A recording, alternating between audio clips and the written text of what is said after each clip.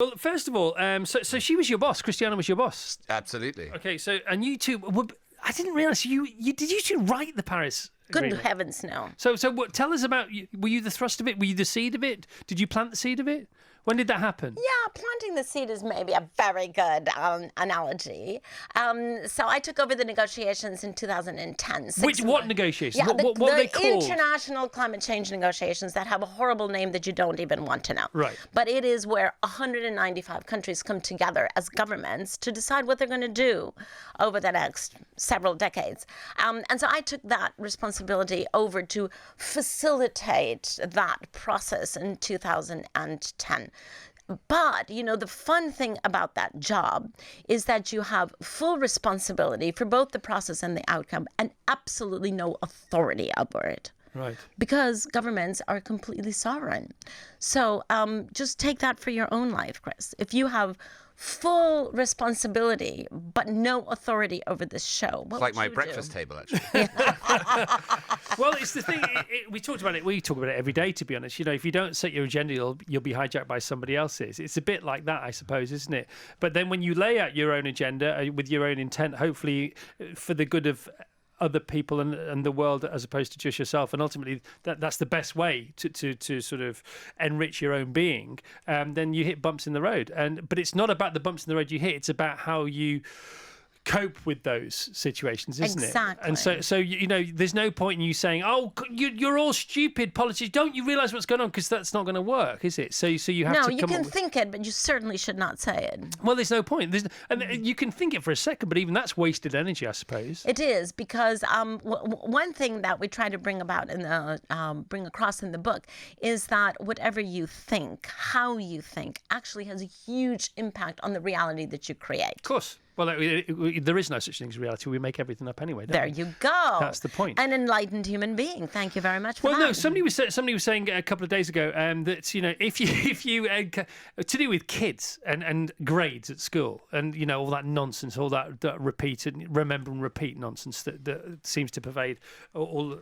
Are they still doing that? Yeah, so-called civilized education schedules. So they were saying about it that it's entirely useless. We come across a situation which is an issue. So what you have to do is remember that situation is an invention, because everything is invented. So just invent a response that's useful to your particular part in that situation, because everything's invented anyway, apart from the consequences of what we've been doing to do with climate change, because that isn't invented. This is true. So we're dealing with fact. Yes, but people provide the fiction, sometimes useful, sometimes useless, around fact. But people also choose how they respond to that fact, right? And this is actually really critical around climate change. So as we're seeing what's happening with the climate, we can either choose to respond to that with a sense of pessimism and negativity and fear, which a lot of people now have. What we argue in the book is actually the right response is to meet it with a sense of kind of gritty, determined optimism that we can do this. And that's what we found worked in the lead up to Paris.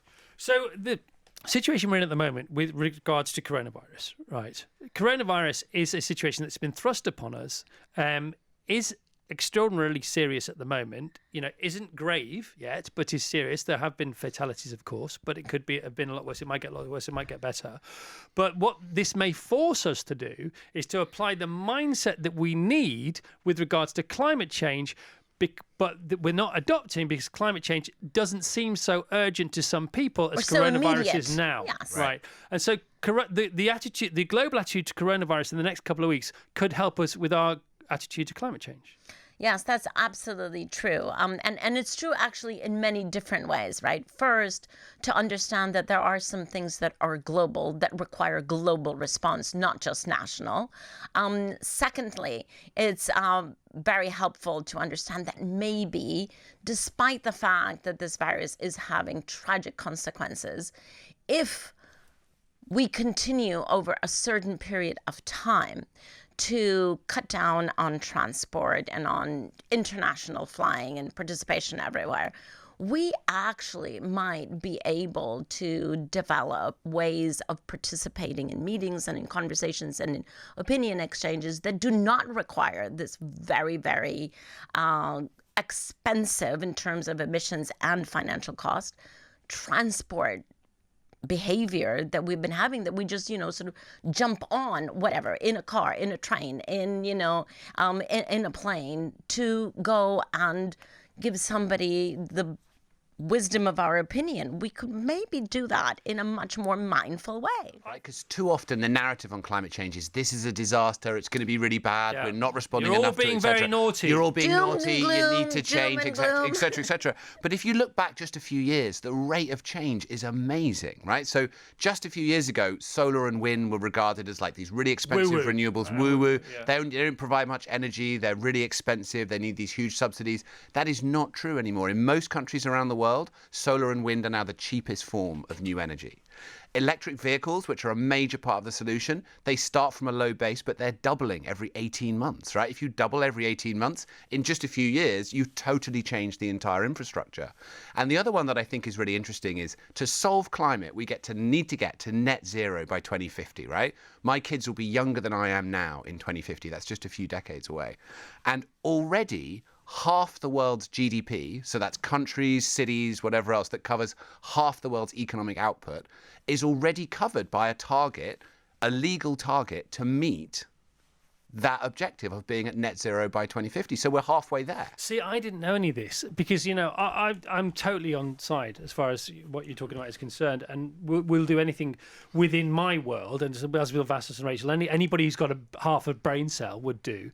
But I did, I'm not a doom and gloom merchant at all, but also I tend not to listen to it either because I know it's amplified, and people are telling us what they wanted to hear for maybe ulterior motives. But I actually thought it was worse. I didn't realise we'd come this far. And now just hearing that really buoys me. And today I'll go away from it going, right, okay, come on, let's go. Because, this whole thing about, maybe a global franchise to stop using plastic straws and things like that. Yeah, it's helpful. But I think, really, is that going to change anything? But if it's part of this swell that's already happening, then yes. Yeah. Well, and to bring it home, I think I'm not a Brit, but all Brits can be very proud of themselves because actually the UK is one of the very impressive leaders in the world. This is the home of the Industrial Revolution. This is the home of burning fossil fuels. This is the home of coal, this country. Now, in the UK, coal has been practically displaced as an energy source, with the result that over the past 10 years, the UK has actually come down in its emissions, in its polluting emissions, by a whopping 29%. Let's call that 30. That's amazing in 10 years. And what Tom is saying is, over the next 10 years, we have to do that by 50%. But the UK already did it by 30% over the past 10. And we now have many of these technologies of their solutions that are so much cheaper. They're 80% cheaper than they were just 8 or 9 years ago. So we can do it. Okay, now we talked about this last week on the show.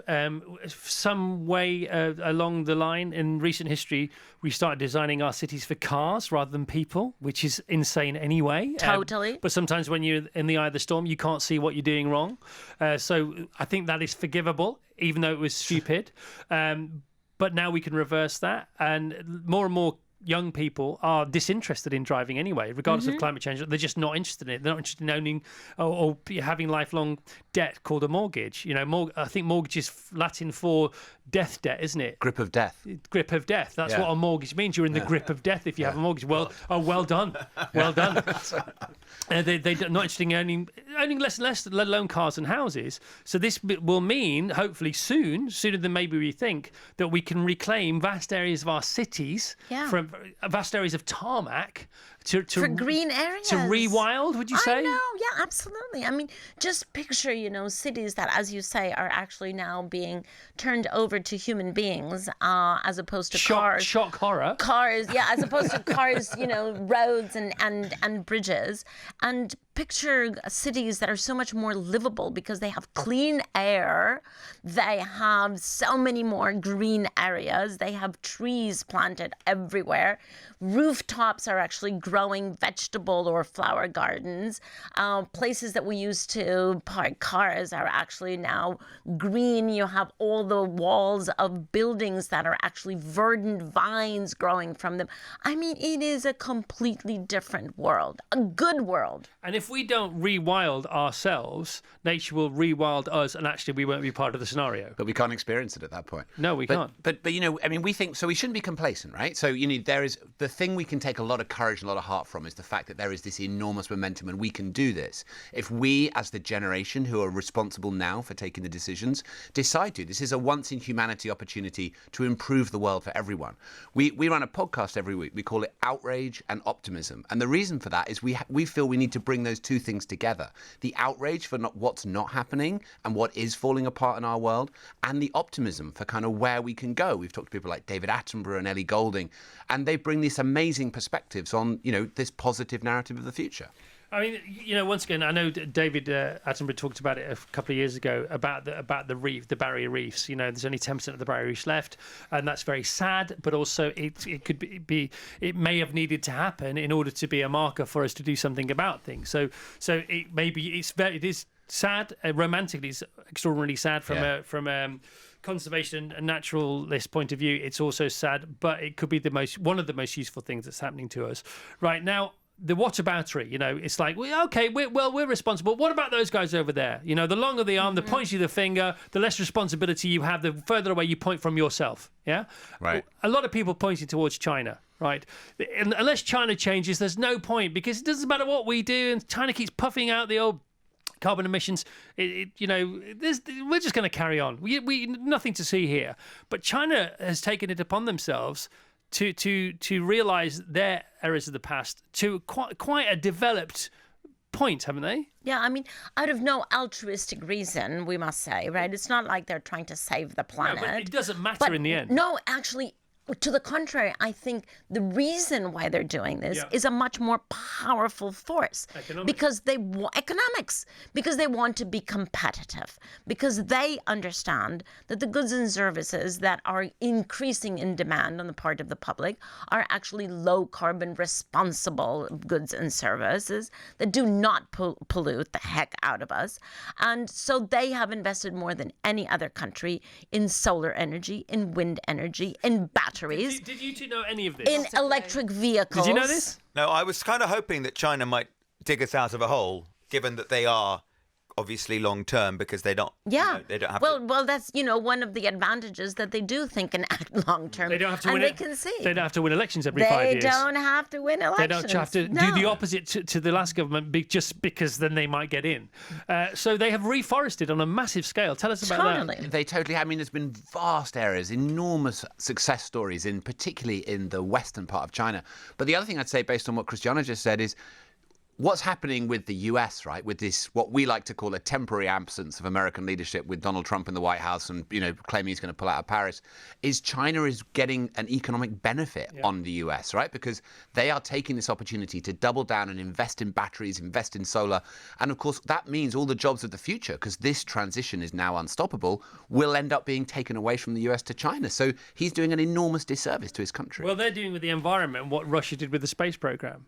When Russia Good got comparison. So Russia got the jump on America from nowhere with their secret space program by putting a rocket in space. So Kennedy went on TV the next night and said, "Well, we'll put a man on the moon." Yeah. And they went, "How the heck are we going to do that?" I don't care. I've just got to say it, because otherwise, and maybe the same thing will happen. An ego thing, China doing it for economic reasons. Trump might do it for egotistical reasons. It doesn't matter why they do it. It doesn't as matter long as the they reason, do it. as long as they do the right thing. Yeah, and just to put, the final little nail there.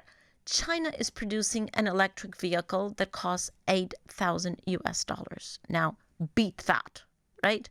Because what that actually means is that it's massifying. That is no longer having to buy a very, very expensive Tesla. That means that actually electric vehicles are now accessible to a much larger swath of the population because of the bringing down the costs. And there are now some European car manufacturing companies that are trying to get down to those prices as well, because they understand electrification of transport cannot be simply a luxury item. It's got to be massified.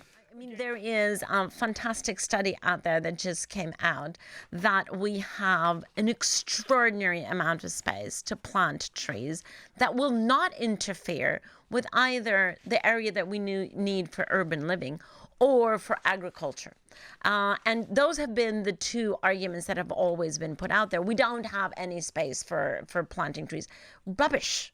We have plenty of space because we've actually cut down 1/3 of the trees that existed when I was a child. So there's some space anyhow. There is a lot of space. Isn't there one space on its own that's as big as North America?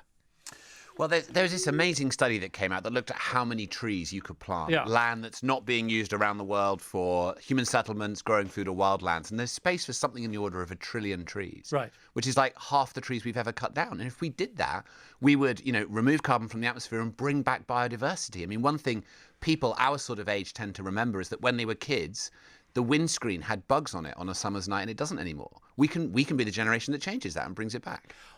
I didn't realise that. What are the telltale signs are there that we may have not have noticed that are there, hiding in plain sight? Well, if you go on a decent car ride, right? Yeah. I mean, I'm older than you are, Chris, but no way. Yes, I'm definitely older than you are. But even I think you will remember as a child, as Tom says, that if you drove for 1 or 2 hours, at some point, especially if you drove at night, you had to stop and clean the headlights. I remember that. Do you remember that? Yeah, I do, yeah. Well, have you done that lately? In fact, it used to be so hard to see at night driving because you just couldn't see the road in front of you. I mean, obviously digital lights have helped that, but it was a lot to do with having to clean your headlights. Well, there you go. So that, I mean, that is just a daily proof, right, that we have.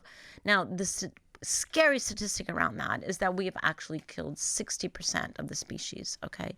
And 1 million more are under threat of extinction. The good news, sort of. Come on, tell us. The good news is that the planet, is infinitely wise and infinitely adaptive.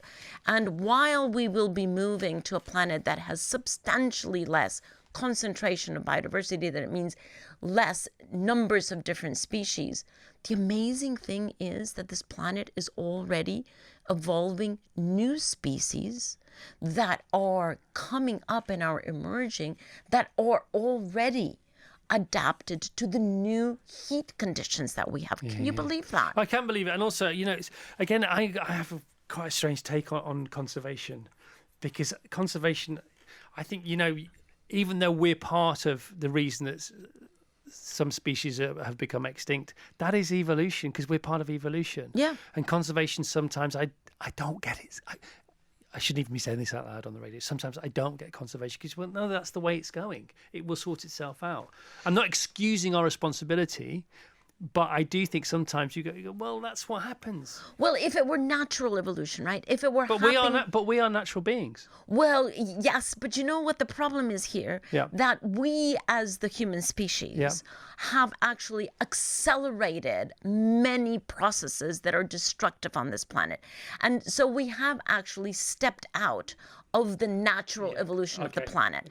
And in as much as we've stepped out, because we've actually ripped the pen away, ripped the power of evolution away from the planet, and we've said, right, we are now going to determine what happens. Well, we've only ripped it away temporarily. Well, there you go. Because that's exactly what we have to ensure, that we can actually get back to the point where we come back on track to something that is more within the manageable space. But Kant or Nietzsche said, I can't remember who it was, they said something like, every invention, every system invented, every human invented system will eventually fail. Always, because we're not part of nature.